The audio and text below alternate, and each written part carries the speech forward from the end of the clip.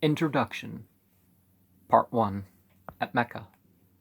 Muhammad, son of Abdullah, son of Abdul Muttalib, of the tribe of Quraysh, was born at Mecca 53 years before the Hijrah.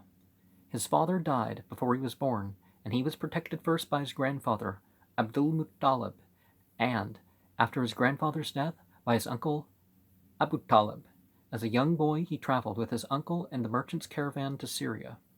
At some years afterwards, made the same journey in the service of a wealthy widow named Khadijah. So faithfully did he transact the widow's business, and so excellent was the report of his behavior that she received from her old servant, who had accompanied him, that she soon afterwards married her young agent, and the marriage proved a very happy one, though she was 15 years older than he was.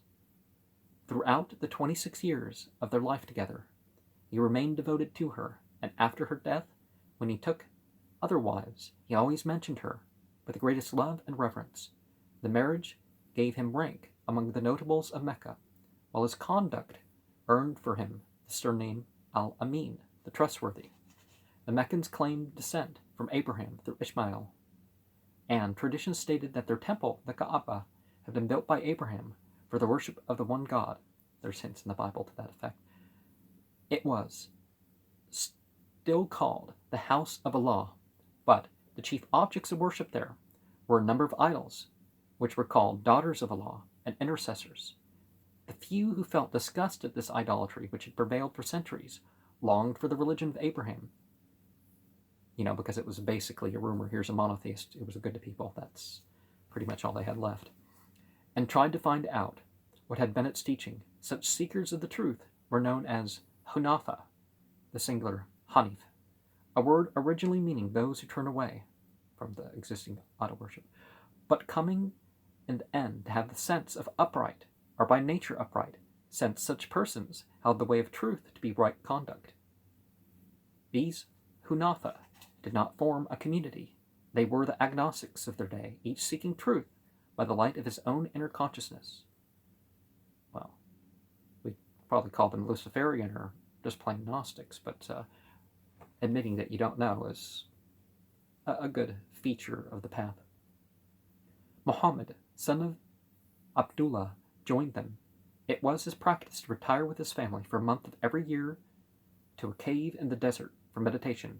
His place of retreat was Hira, a desert hill not far from Mecca, and his chosen month was Ramadan, the month of heat. It was there one night, toward the end of his quiet month, that the first revelation came to him. When he was 40 years old, he was asked, he was asleep or in a trance, when he heard a voice say, "Read." He said, "I cannot read." The voice again said, "Read." He said, "I cannot read." A third time, the voice more terrible commanded, "Read." He said, "What can I read?" Now, doesn't this remind you of something from Isaiah? And they're interpolating something, it was in a trance. Yeah, sure, he was meditating. But nowhere is there something saying he was asleep. This is a speculation by someone somewhere that's being repeated here. The voice said, "Read in the name of thy Lord who created man from a clot. Read, and it is thy Lord the most bountiful, who taught by the pen, taught men that which he knew not." And some say the whole Qur'an, and that's all that was remembered, this part. When he awoke, the words remained as if inscribed upon his heart. He went out of the cave into the hillside, and heard the same awe-inspiring voice saying, "O Muhammad, thou art Allah's messenger, and I am Gabriel." Then he raised his eyes and saw the angel in the likeness of a man standing in the sky above the horizon, and again the dreadful voice said, "O Muhammad, thou art Allah's messenger, and I am Gabriel." Muhammad, God bless and keep him, stood quite still, turning away his face from the brightness of the vision. But whithersoever he might turn his face, there always stood the angel confronting him. He remained thus a long while, till at length the angel vanished, when he turned in great distress of mind to his wife, Khadijah. She did her best to reassure him, saying that his conduct had been such that Allah would not let a harmful spirit come to him. On their return to Mecca, she took him to her cousin, Waraqah ibn Nawfal, a very old man who knew the scriptures of the Jews and the Christians, who declared his belief that the heavenly messenger who came to Moses of old had come to Muhammad, and that he was chosen as the prophet of his people. Well, we have strong indication that he knew about this beforehand, but there's verification. To understand the reason of the prophet's diffidence and his extreme distress of mind after the vision at Mount Hira, pardon in the Bible, it must be remembered that the Hunafa, of whom he had been one, sought true religion in the natural and regarded with distrust the intercourse with spirits, whom men, avid of the unseen, sorcerers and soothsayers, and even poets, boasted in those days. Moreover, he was a man of humble and devout intelligence, a lover of quiet and solitude, and of the very thought of being chosen out of all mankind to face mankind alone with such a message appalled him at first. Recognition of the divine nature of the call he had received involved a change in his whole mental outlook, sufficiently disturbing to a sensitive and honest mind, and also the forsaking of his quiet, honored way of life. The early biographers tell how his wife, Khadijah, tried the spirit which came to him and proved it to be good, and how, with the continuance of the revelation and the conviction that they brought, he at length accepted the tremendous task imposed on him, becoming filled with an enthusiasm of obedience which justifies his proudest title of the slave of Allah. Well, most please, proudest implies something not right. The words which came to him when in a state of trance are held sacred by the Muslims and are never confounded with those which he uttered when no physical change was apparent in him. The former are the sacred book, the latter the hadith or sunnah of the Prophet. And because the angel on Mount Hira made him read, insisted on his reading, though he was illiterate, the sacred book is known as Al-Qur'an, the reading of the man who knew not how to read. For the first 3 years, or rather less, of his mission, the Prophet preached only to his family and his intimate friends, while the people of Mecca as a whole regarded him as one who had become a little mad. First of all his converts was his wife Khadijah, the second his first cousin Ali, whom he had adopted, the third his servant Zayd, a former slave. His old friend Abu Bakr was also among those early converts with some of his slaves and dependents. At the end of the 3rd year, the Prophet received the command to arise and mourn, whereupon he began to preach in public, pointing out the wretched folly of idolatry in face of the tremendous laws of day and night, of life and death, of growth and decay, which manifest the power of Allah and attest to his sovereignty. It was then that he began to speak against their gods, that the Quraysh became actively hostile, persecuting his poorer disciples, mocking and insulting him. The one consideration which prevented them from killing him was fear of the blood vengeance of the clan to which his family belonged. Strong in his inspiration, the Prophet went on warning, pleading, threatening, while the Quraysh did all they could to ridicule his teaching and eject his followers. The converts of the first 4 years were mostly humble folk, unable to defend themselves against oppression. So cruel was the persecution they endured that the Prophet advised all who could possibly contrive to do so to emigrate to a Christian country, Abyssinia. And still, in spite of persecution and emigration, the little company of Muslimin grew in number. The Quraysh were seriously alarmed. The idol worship at the Kaaba, the holy place, Kaaba means, cube, to which all Arabia made pilgrimage. And we see that about 5,000 years ago, pretty much the known world was making pilgrimage. You have Tibetans, you have people deeper into Africa, you have Europeans. But ranked for them as guardians of the Kaaba, at first among their valued interest, at the season of pilgrimage, they posted men on all roads to warn the tribes against the madman who was preaching in their midst. They tried to bring the Prophet to a compromise, offering to accept his religion if he would so modify it as to make room for their gods as intercessors with Allah, offering to make him their king if he would give up attacking idolatry, and, when their efforts at negotiation failed, they went to his uncle, Abu Talib, offering to give him the best of their young men in place of Muhammad, to give him all that he desired, if only he would let them kill Muhammad and have done with him. Abu Talib refused. The exasperation of the idolaters was increased by the conversion of Umar, one of their stalwarts.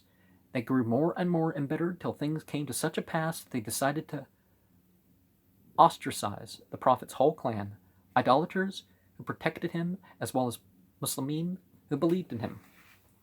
Their chief men caused a document to be drawn up to the effect that none of them or those belonging to them would hold any intercourse with that clan or sell to them or buy from them. Communication. This they all signed, and it was deposited in the Kaaba. Then for 3 years the Prophet was shut up with all his kinsfolk in their stronghold, which was situated in one of the gorges which run down to Mecca. Only at the time of pilgrimage could he go out and preach, or did any of his kinsfolk dare to go into the city. At length some kinder hearts among the Quraysh grew weary of the boycott of old friends and neighbors. They managed to have the document, which had been placed in the Kaaba, brought out for reconsideration. When it was found, all the writing had been destroyed by white ants, except the words, Bismika Allahumma, in thy name, all divinity. When the elders saw that marvel, the ban was removed, and the Prophet was again free to go about the city. But, meanwhile, the opposition to his preaching had grown rigid. He had little success among the Meccans, and any attempt which he made to preach in the city of Ta'if was failure. His mission was a failure, judged by worldly standards. When at the season of the yearly pilgrimage, he came upon a little group of men who heard him gladly. They came from Yathrib, a city more than 200 miles away, which has since become world famous, Al-Medina, the city par excellence. At Yathrib, there were Jewish tribes with learned rabbis, had often spoke to the pagans of a prophet soon to come. Among the Arabs with whom he came, the Jews would destroy the pagans, as the tribes of Ad and Thamud had been destroyed of old for their idolatry. When the men from Yathrib saw Muhammad, they recognized him as the prophet whom the Jewish rabbis had described to them. On their return to Yathrib, they told what they had seen and heard, with the result that at the next season of pilgrimage, a deputation came from Yathrib purposely to meet the Prophet. These swore allegiance to him in the first pact of Al-Aqaba, the oath they took being that which was afterwards exacted from women converts, with no mention of fighting. They then returned to Yathrib, with a Muslim teacher in their company, and soon there was not a house in Yathrib wherein there was not mention of the Messenger of Allah. In the following year, at the time of the pilgrimage, 73 Muslimin from Yathrib came to Mecca to vow allegiance to the Prophet and invite him to their city. At Al-Aqaba, by night, they swore to defend him, as they would defend their own wives and children. It was then that the Hijra, the flight to Yathrib, was decided. Soon the Muslimin, who were in a position to do so, began to sell their property and to leave Mecca unobtrusively. The Quraysh had a wind of what was going on. They hated Muhammad in their midst, but dreaded what might become if he escaped from them. It would be better, they considered, to destroy him now. The death of Abu Talib had removed his chief protector, but still they had to reckon with the vengeance of his clan upon the murderer. They cast lots and chose a slayer out of every clan. All those were to attack the Prophet simultaneously and strike together as one man. Thus his blood would be on all Quraysh. It was, at this time, Ibn Khaldun asserts, and it is the only satisfactory explanation of what happened afterwards, that the Prophet received the first revelation ordering him to make war upon his persecutors, until persecution is no more and religion is for Allah only. I think he learned it a little bit later, but the last of the able Muslimin to remain in Mecca were Abu Bakr, Ali, and the Prophet himself. Abu Bakr, a man of wealth, had bought 2 riding camels and retained a guide in readiness for the flight. The Prophet only waited God's command. It came at length. It was the night appointed for his murder. The slayers were before his house. He gave his cloak to Ali, bidding him to lie down on the bed so that anyone looking in might think that Muhammad lay there. The slayers were to strike him as they came out of the house. Whether in the night or early morning, he knew they would not injure Ali. Then they left the house, and it is said a blindness fell upon the would-be murderers, so that he put dust on their heads as he passed by, without their knowing it. He went to Abu Bakr's house and called to him, and they too went together to a caravan in the desert hills, and hid there till the hue and cry was past. Abu Bakr's son and daughter and his herdsmen brought them food and tidings after nightfall. Once a search party came quite near them in their hiding place, and Abu Bakr was afraid, but the Prophet said, "Fear not, Allah is with us." Then, when the coast was clear, Abu Bakr had the riding camels and the guide brought to the cave one night, and they set out on the long ride to Yathrib.